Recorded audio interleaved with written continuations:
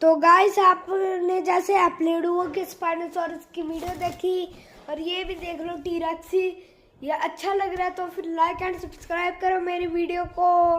Bye.